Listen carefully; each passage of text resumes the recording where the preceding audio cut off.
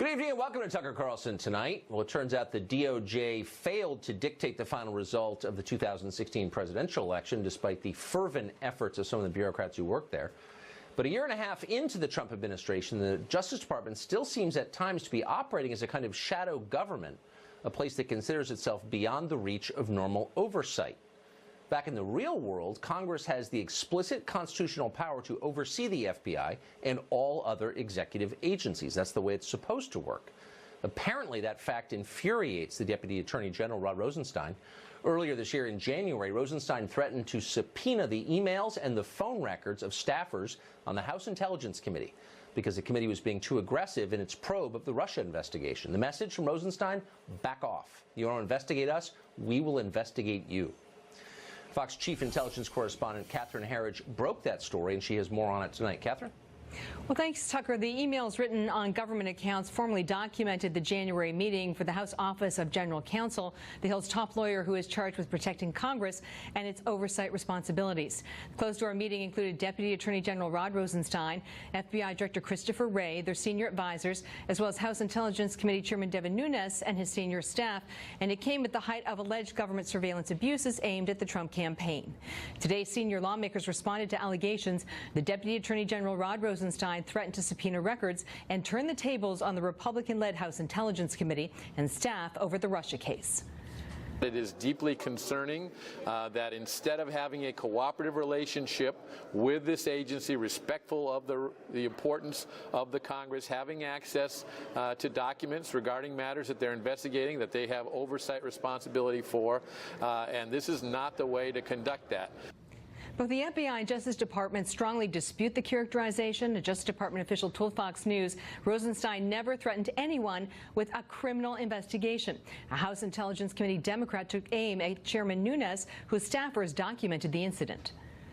I know the reputation of Rod Rosenstein, and that is one of impeccable character. And I know the reputation of Devin Nunes, and that is one of misleading, obstructing, attempting to intervene in an investigation. Late today, Chairman Nunes and Republican members of the House Intelligence Committee signed this letter to Rod Rosenstein, rejecting another briefing by the FBI and Justice Department tomorrow, saying anything short of providing the records that are under subpoena, in their opinion, is an obstruction of justice. Tucker. Catherine, thank you for that and for breaking that story in the first place. Rod Rosenstein's recent behavior is not the only example of the DOJ apparently viewing itself as beyond normal oversight. Months ago, we discovered that FBI agents Peter Strzok and Lisa Page were political ideologues whose personal views intruded on their law enforcement duties. How far did their misconduct go, and who else might be involved? The public has a right to know that, but we don't, because the DOJ keeps trying to censor the text messages between Strzok and Page before releasing them. Here's one example. In a September 2015 text, Strzok complained about the DOJ's handling of a case, but his exact complaint was redacted. Why? We don't know. But thanks to work by Senator Ron Johnson's office, we know that Strzok was complaining that the DOJ wanted to, quote, bargain away everything, and that it had, quote, Stockholm Syndrome. Could Strzok have been referring to how the DOJ handled the Hillary Clinton email investigation and how it did everything it could to avoid bringing charges against any of Clinton's team? It looks that way from the context, but it's still not clear. What is clear is that nothing Strzok said was a security threat that would require a redaction in order to protect this country. The DOJ was just trying to cover itself to keep the public from learning the truths about what was going on. Is that a defense? Jonathan Turley is a professor at George Washington University Law School, and he joins us tonight. Professor, it's a very simple question. Is the Department of Justice allowed to redact information solely for the purpose of protecting its own reputation? It is not, even though it has a long history of doing so, not just in Congress, but in the courts. What's really funny is that they will charge someone who gives them misleading information, but they'll tell Congress that they've redacted classified information that proves entirely unclassified. And there is this sense of acting with utter impunity when you redact these types of documents. If you look at the language that was uncovered by Senator Johnson and his staff, that material could not be considered classified under any definition. So the question is why the committee has long accepted this type of conduct, including Democrats. They can disagree with Chairman Nunes, they can disagree with the White House, but they should all agree on the fact that this is an improper use of redaction. And it's been going on, you said, for quite some time. So this is basically the status quo. This is not a new way of doing business. Unfortunately, it is. I've been counsel in national security cases against the government where they have redacted material, where I've objected to the courts that it's clearly not classified. I've been allowed into SCIFs or classified settings where I've reviewed the material. And this is a recurring complaint among counsel in national security cases. So in this specific case, you have the Deputy Attorney General, and no one disputes these facts. The characterization is different on either side, but nobody disputes that Rod Rosenstein went over to the Congress and threatened to subpoena the personal communications of members there. Have you ever seen anything like that? And what does it suggest about the relationship between the DOJ and the Oversight Committee? Well, first of all, it really does reflect the long mistreatment of Congress. You know, these committees have not had a robust oversight record. They often roll over. This is something new, and frankly, those of us who've wanted more oversight have welcomed the last year, because finally you have a committee saying, wait, we're not just going to accept any redactions you have. We're not going to take no for an answer on something we clearly have oversight duties. Now, threatening, whether it's criminal or civil, staffers or members is clearly inappropriate. You know, I can understand that Rosenstein may felt that he was being mistreated, but it doesn't matter. You have to get over it. Congress created the Department of Justice.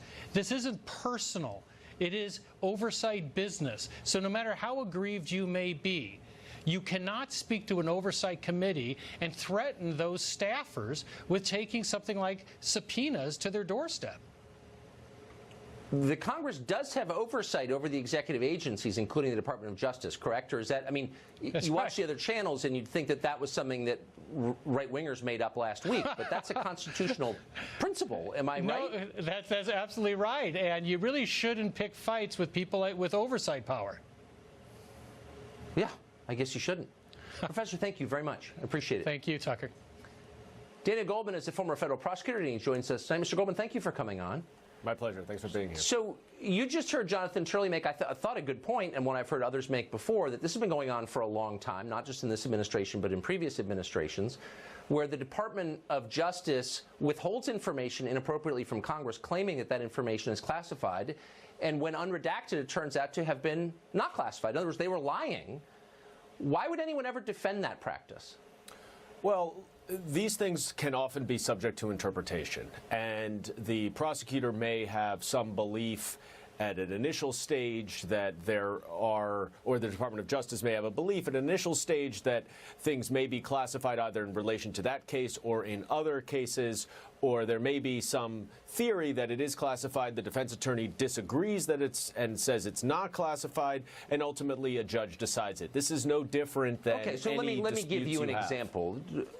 Yeah, this is a little bit different. So, for example, the Department of Justice, the Trump Department of Justice, I'll say, withheld this information from the Congress, that Andrew McCabe spent $70,000 on a conference table. Now, you could argue that he had a right to do that, or it was appropriate, or whatever, but you can't argue that that information is itself classified or critical to American national security.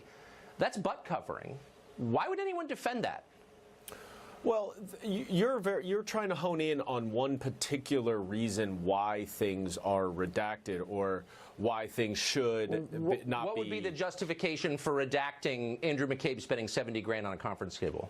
I don't know, you know, and I don't know the detailed circumstances. I think the point that I would want to make to you, and listening to what Jonathan Turley just said as well, first of all, as we're looking at these as redactions and we're looking at the oversight role into the Department of Justice, I think you have to draw a very clear line between investigations that are over, such as the Clinton email investigations, and investigations that are ongoing, such as the Trump-Russia investigation. And there is a long-standing practice that the Department of Justice does not give over information relevant to ongoing investigations to Congress. And that's something that the House Intelligence Committee, through the use of their purported oversight role, has sort of done away with and is trying to get it. When you say purported oversight role, do they not have an oversight role? They have an oversight role, but what do you mean purported oversight role?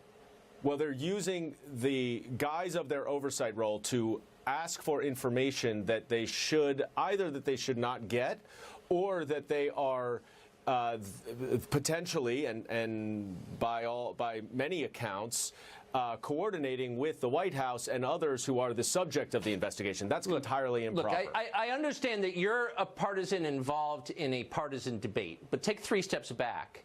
There's a public interest here. So we know that the last administration had a paid informant spying on at least 3 members of the Trump campaign. Now, maybe there was a good reason for that, maybe there wasn't. But the fact of it is true, and it's known by the public. And the fact of it shakes the public's faith in the integrity of the Department of Justice. So why wouldn't responsible people do their very best to explain why the hell that happened as soon as they possibly can and calm public fears that the system is corrupt? Because the public is beginning to believe it is, including me. Why wouldn't we have the right to know why that happened?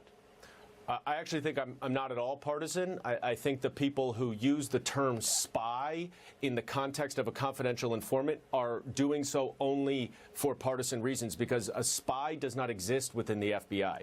So when you're going down that road of using a spy, the simple what answer... I'm doing is speaking plain English, and what you're doing is carrying water for a political party. I am saying that they spied on members of the Trump campaign. They gathered information without the knowledge of the people they were speaking to. Which happens in thousands of investigations. It happens in thousands of investigations across the country. It may, but it doesn't answer the question, which I think I have a right to know, which is, why did that happen? You don't have a right to know. This is not normal. This is not. You don't have a right to know. That's your investigations, view of it. Investigations are confidential. FBI investigations are confidential for very important reasons, including the protection of people who aren't charged, including for the protection of sources and information, such as confidential informants. You don't have a right to know. I understand. Actually, I would disagree with you completely, and I know that you are a former prosecutor, so you're coming at this from a different point of view, obviously. But we know that this happened. No one is disputing it happens. We know the names of the people involved.